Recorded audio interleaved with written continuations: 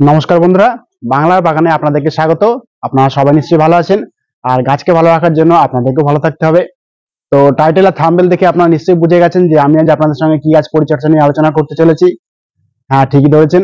আজ আমি আপনাদের সঙ্গে এই পরিস্থিতিতে, অর্থাৎ বোগনভিলা গাছে যে ফুল আসার সময় হয়েছে, এই সময় আপনারা আপনাদের বোগনভিলা গাছকে কিভাবে পরিচর্যা করবেন, কি খাবার দেবেন না দেবেন ইত্যাদি বিভিন্ন বিষয় নিয়ে আমি আজ আপনাদের সঙ্গে আলোচনা করতে এসেছি। তো আপনাদের বাড়িতে যেসব বুগনভিলা গাছ রয়েছে, আপনারা নিশ্চয়ই অনেকেই, আপনাদেরকে যে সময় আমি বলেছিলাম প্রুনিং করে দিতে, ঠিক সে সময় নিশ্চয়ই প্রুনিং আপনারা করে দিয়েছেন। সেই গাছ থেকে কিন্তু নতুন নতুন ব্রাঞ্চও কিন্তু অলরেডি ছাড়তে নিশ্চয়ই শুরু করে দিয়েছে। তো এইবার কিন্তু আমাদেরকে এই বুগনভিলা গাছে কিছু খাবার আমাদেরকে দিতে হবে এবং একটু পরিচর্যা করতে হবে, কারণ এই বুগনভিলা গাছ পরিচর্যা করা সব থেকে সহজ। কারণ আমি বলবো, সামান্য একটু পরিচর্যা এবং সামান্য একটু খাবার দাবার দিলেই কিন্তু এই বুগনভিলা গাছ থেকে খুব সহজেই কিন্তু ফুল পাওয়া যায় আর কি। যারা নতুন বাগানি তারা তো আমি যেভাবে দেখিয়েছিলাম ঠিক আপনারা সেভাবে পরিচর্যা করুন, দেখবেন ফুল ধরাতে আপনারা পারবেন খুব সহজেই। কারণ যে সময়টা আসছে সেই সময় কিন্তু পারফেক্ট সময় হচ্ছে এই বুগনভিলা গাছের জন্য, এবং এই গাছে প্রচুর সংখ্যায় ফুল এই সময় কিন্তু ফোটে। তো তাহলে চলুন আর দেরি না করে সেই আলোচনার বিষয়ের দিকে তাহলে এবার যাওয়া যাক। তো অনেক বাগানি বন্ধুরা তারা আমার কাছে জানতে চেয়েছেন যে বুগনভিলা গাছে কি খাবার এখন আর কি দিলে সময় মতো তারা গাছ ভর্তি করে ফুল পাবেন। তো দেখুন, আপনাদের সবার প্রিয় বাংলা বাগানে এই বুগনভিলা গাছগুলি কিন্তু আমি ঠিক সময় মতো প্রুনিং করে দিয়েছিলাম। দেখেছেন, আমি এগুলোকে একটা সব প্রুনিং করিয়েছিলাম এবং আপনাদেরকে দেখিয়েছিলাম। আপনারা আমার চ্যানেলে প্রবেশ করে সেই ভিডিওটি দেখে নেবেন, তাহলে আপনারাও এই প্রুনিং করার কাজটি খুব সহজে শিখে যাবেন। আর একটা কাজ বিশেষ করে আপনারা করবেন, প্রুনিং করার পরে কিন্তু এরকম এই দেখেন একটা ফাঙ্গিসাইড কিন্তু আমি লাগিয়ে দিয়েছিলাম। এরকম ফাঙ্গিসাইড কিন্তু আপনারা অবশ্যই লাগিয়ে দেবেন, তাহলে ডালগুলি আর সহজে পচবে না। কারণ অনেকে তারা প্রশ্ন করেছিলেন যে তাদের বুগনভিলা গাছ প্রুনিং করার পরে পচে যাচ্ছে, কিন্তু এরকম আর পচন ধরবে না এরকম ফাঙ্গিসাইড লাগিয়ে দিলে। আমি ব্লাইটক্স ফাঙ্গিসাইড ইউজ করেছিলাম। এটি একটি সাদা ভ্যারাইটি বুগনভিলা গাছ, এটা আমার খুব পছন্দের। আমি পছন্দ করেই কিন্তু আমি এই বুগনভিলা ফুল গাছটি আমি নিয়ে এসেছিলাম। অলরেডি দেখেন, কিন্তু আপনারা দেখে নিশ্চয়ই বুঝতে পারছেন ফুল আসা কিন্তু শুরু হয়ে গেছে। আপনাদেরকে একটু জুম করে আমি দেখাচ্ছি। দেখেন, দেখেছেন ফুল আসা কিন্তু শুরু হয়ে গেছে। আর বেশি নয়, 4-5 দিনের মধ্যেই কিন্তু ফুলগুলি বড় আকার ধারণ করবে এবং তার যে রং, সেই রং কিন্তু ফুটে উঠবে। তো আপনারাও নিশ্চয়ই এতদিনে আপনাদের বোগনভিলা গাছে প্রুনিং নিশ্চয়ই করে ফেলেছেন, আর আপনাদের গাছেও কিন্তু এরকম নতুন নতুন ব্রাঞ্চ অলরেডি ছাড়তে শুরু করে দিয়েছে বা ছেড়েও দিয়েছে অনেকের গাছে। হয়তো ফুল কিন্তু আমরা অল্প কিছুদিনের মধ্যেই পাবো, আমি যেভাবে আপনাদেরকে পরিচর্যা করতে বলেছিলাম সেভাবে যদি আপনারা পরিচর্যা করে থাকেন। তো এই সময় কিন্তু আমাদেরকে একটি বিশেষ খাবার এই বুগনভিলা গাছে আমাদেরকে দিতে হবে। সেই খাবারটি কি খাবার, এর আগে কোনো একটি ভিডিওতে আপনাদের সঙ্গে শেয়ার করেছিলাম যে খাবারটি কিভাবে আপনারা বানাবেন, কি কি উপাদান দিয়ে বানাবেন। অনেকে হয়তো সেই ভিডিওটি দেখেওছিলেন এবং অনেকে হয়তো দেখেননি। তো যারা দেখেননি তাদের জন্য আমি আবার এই ভিডিওটি আমি করছি আবার, কারণ তাদের সুবিধা হবে এই খাবারটি তৈরি করতে।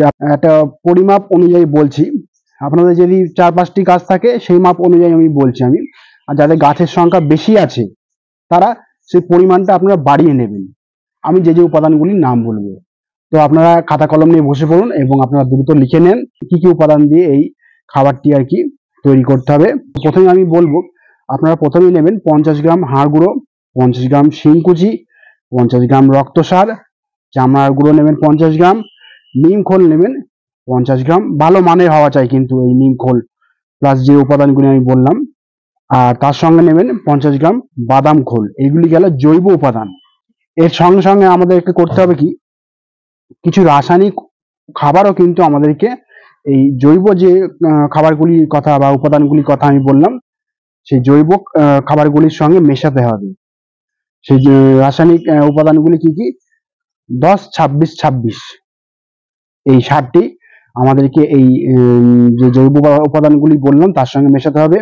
এই 10-26-26 আপনারা কতটা পরিমাণে আপনারা নেবেন, আপনারা বড় যে চা চামচ হয় সেই বড় চা চামচের মোট 3 চামচ আপনারা নেবেন, নিয়ে ভালোভাবে মিশিয়ে রাখবেন।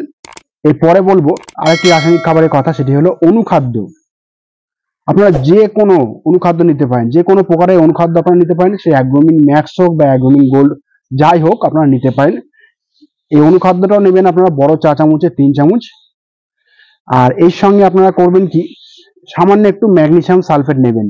মানে ম্যাগনেসিয়াম সালফেটের পরিমাণটা হবে বড় চা চামচের 1.5 চামচ। আর এর পাশাপাশি আপনারা করবেন কি, দানাদার ফর্মের যে হিউমিক অ্যাসিডটা হয়, সেই হিউমিক অ্যাসিডটা আপনারা নেবেন বড় চা চামচের 2 চামচ। আমি যে সমস্ত উপাদানগুলি বললাম আপনারা যে কোনো একটি পাত্রে হোক বা যে কোনো একটি বস্তাতে হোক এই সমস্ত রকমের উপাদানগুলির নাম আমি বললাম, সেই উপাদানগুলি ভালোভাবে মিশিয়ে নেবেন, উপর নিচ করে ভালোভাবে মিশিয়ে নেবেন। মিশিয়ে নিয়ে আপনারা করবেন কি, সামান্য একটু জল ছিটিয়ে ছিটিয়ে রাখবেন এবং তারপরে একটি বস্তার মধ্যে ঢেলে দেবেন এবং বস্তার মুখটাকে একটু আটকে বস্তাটাকে ছায়াযুক্ত জায়গাতে রাখবেন। আবার ঠিক 10 দিন পরে ওই একই কাজ করবেন, বস্তার মুখটা খুলে সামান্য একটু জল ছিটিয়ে ছিটিয়ে দেবেন এবং যে খাবারটি আমি তৈরি করতে বললাম সেটা উপর নিচ করে দেবেন, মানে একটু নেড়ে দিয়ে নেড়ে দেবেন। দিয়ে এইভাবে কাজটা আপনারা করবেন। আপনারা মোটামুটি 4 থেকে 5 বার এই কাজটা আপনারা করে যাবেন। মানে এই খাবারটা তৈরি হতে মিনিমাম 1 থেকে 1.5 মাস সময় লাগবে। আর যারা এখনো খাবার তৈরি করেননি তারা কিন্তু এইভাবেই কিন্তু খাবারটা তৈরি করে তারপরে দেবেন। আর যারা খুব তাড়াতে আছেন আর কি, মানে খুব তাড়াহুড়োর মধ্যে কাজটা করতে চাইছেন, তারা করবেন কি, যে বাদাম খোলের কথাটা আমি বললাম, সে বাদাম খোলটাকে কিন্তু আপনারা অ্যাভয়েড করতে পারেন। কারণ এই বাদাম খোলটা সমস্ত উপাদানগুলির সঙ্গে মিশে যেতে অনেকটা সময় নেবে, মিনিমাম 1 মাস মতো সময় তো নেবেই। আর যাদের সময় আছে হাতে তারা তো আমি যেভাবে বললাম সেভাবে খাবারটি আপনারা তৈরি করবেন, দেখবেন বেশ ভালো একটা মিশ্রণ তৈরি হয়েছে। দেখেন আমি দেখাচ্ছি, আমি একটি প্লাস্টিকে আমি খাবারটি আমি তৈরি করে রেখেছিলাম। দেখেন এখানে খাবারটা তৈরি করা রয়েছে। আমি আপনাদেরকে যেভাবে বললাম ঠিক একই পরিমাণে নিয়ে আমি খাবারটি তৈরি করে আমি প্লাস্টিকের মধ্যে বন্দি করে রেখেছি, কারণ আজকেই আমি খাবারটি দেবো বলে তাই। আর এই খাবারটি আপনারা কতটা পরিমাণে আপনাদের বোগনভিলা গাছে আপনারা দেবেন, এটা কিন্তু এক ধরনের চাপান সার যাকে বলা হয়। এই চাপান সারটিকে আপনারা কতটা পরিমাণে আপনাদের বোগনভিলা গাছে দেবেন, যাদের বোগনভিলা গাছ 6 ইঞ্চি টবে আছে, মানে এখনো ছোট টবে রয়েছে, তারা বড় চা চামচের 2 চামচ নিয়ে টবের চারিদিকে একটু খুঁড়ে খুঁড়ে আপনারা দিয়ে দিতে পারেন, কোনো অসুবিধা নেই। যাদের 8 ইঞ্চি টবে বা 10 ইঞ্চি টবে এই বোগনভিলা গাছ রয়েছে তারা 3 চামচ একটু বেশি নিতে পারেন, 10 ইঞ্চি টব যাদের আছে টবের চারিদিকে একটু খুঁড়ে খুঁড়ে মাটির সঙ্গে কি মিশিয়ে দেবেন। তাহলে দেখবেন গাছ কিন্তু ভালোভাবে খাবারটা নিতে পারবে এবং সারগুলি যা যা কাজ সেই কাজগুলি কিন্তু সহজেই শুরু করে দেবে। আর গাছে কিন্তু কোনো রকমের আগাছা আপনারা রাখবেন না, কারণ আগাছা রাখলে সেই আগাছাগুলি কিন্তু সেই যে খাবারটা আমরা দেবো সেই খাবারের উপরে ভাগ বসাবে। সেই আগাছাগুলি আপনারা তুলে পরিষ্কার করে দেবেন। আর খাবারটা দিলেই কিন্তু শুধুমাত্র হবে না, এই গাছে আমাদেরকে জলটা কিন্তু মেনটেন করে আমাদেরকে দিতে হবে, তাহলে কিন্তু খাবারটা ভালোভাবে মাটির সঙ্গে মিশবে না এবং গাছও কিন্তু সহজেই শিকড়ের মাধ্যমে নিতে পারবে না। সেই জন্য বলছি জলটা কিন্তু আমাদেরকে ভালোভাবে এই গাছে দিতে হবে। আর এই গাছ যেন কখনো ঝিমিয়ে না পড়ে সেদিকে কিন্তু আপনারা অবশ্যই খেয়াল রাখবেন, তাহলে দেখবেন আপনাদের গাছটা বেশ ভালো থাকবে। আর গাছে যেন কোনো রকমের রোগ পোকা না আর কি লাগে সেদিকেও কিন্তু খেয়াল রাখবেন। আমি আপনাদেরকে বলেছিলাম যে এই গাছে রোগ পোকামাকড় লাগলে কিভাবে কি কি কীটনাশক দিতে হবে না হবে, আপনারা কোনো একটি ভিডিওতে আমি শেয়ার করেছিলাম আপনাদের সঙ্গে, আপনারা সেই ভিডিওটি দেখে নেবেন, তাহলে আপনাদের এই বোগনভিলা গাছ পরিচর্যা করতে আরো সুবিধা হবে। এবং যারা নতুন বাগানি তারাও কিন্তু দেখবেন এই বোগনভিলা গাছ কিন্তু সহজেই করতে পারছেন আপনারা। তো আমি যেভাবে আপনাদেরকে এই যে চাপান সার তৈরি করার কথাটা বললাম, আপনারাও কিন্তু আজ থেকেই চাপান সার তৈরি করা শুরু করে দেন, কেননা এই চাপান সার তৈরি হতে মিনিমাম অন্তত বললাম আগে 1 মাস সময় লাগে। তো বেশি দেরি করবেন না আপনারা। আর যারা আগে থেকে চাপান সারটা তৈরি করে রেখেছেন তাদের তো কোনো কথাই নেই, তারা এখন থেকেই দিতে পারেন, কোনো অসুবিধা নেই। আমি যেমন আজকেই দেবো, আমি এই চাপান সারটি অলরেডি আমি নিয়ে বসেছি। আর যাদের মাটিতে এই গাছ রয়েছে তারা গাছের গোড়া থেকে কিন্তু 1 হাত দূরে খুঁড়ে এই চাপান সারটি দেবেন। যাদের টবে গাছ রয়েছে তারাও কিন্তু এই ভুল কাজটা করবেন না, যে এই খাবার থেকে 2 চা চামচ তুলে নিয়ে গাছের গোড়ার দিকে কখনোই খাবারটা দেবেন না। সবসময় বলছি টবে কাঁধ বরাবর কিন্তু এই খাবারটি আপনারা প্রয়োগ করবেন, তাহলে দেখবেন ভালো রেজাল্ট কিন্তু আপনারা পাবেন। আর ফুল সানলাইট পায় এরকম জায়গাতে কিন্তু এই গাছগুলি রাখবেন, কারণ ফুল সানলাইট না পেলে কিন্তু এই গাছে বৃদ্ধি হবে না এবং ভালো মানের ফুলও কিন্তু আপনারা পাবেন না। তো বন্ধুরা, আমি যেভাবে বোগনভিলা গাছ আপনাদেরকে এই সময় কিভাবে পরিচর্যা করবেন না করবেন আমি সমস্ত কিছু বললাম, আপনারা ঠিক সেইভাবেই পরিচর্যা করতে থাকুন এবং সেইভাবেই খাবার দেন।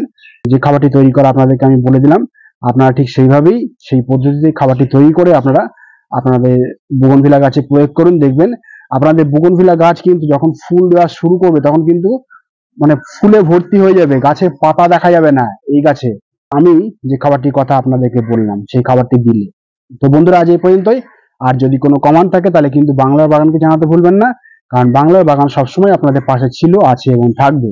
আর আমার এই ভিডিওটি যদি আপনাদের ভালো লাগে তবে লাইক করবেন, গাছপ্রেমী বন্ধুদের মধ্যে শেয়ার করবেন এবং আমার চ্যানেলটিকে সাবস্ক্রাইব করে বেল আইকনটিকে প্রেস করে অল নোটিফিকেশনটিকে প্রেস করে রাখবেন, যাতে নিত্য নতুন ভিডিওগুলি আপনাদের কাছে খুব সহজেই পৌঁছে যেতে পারে।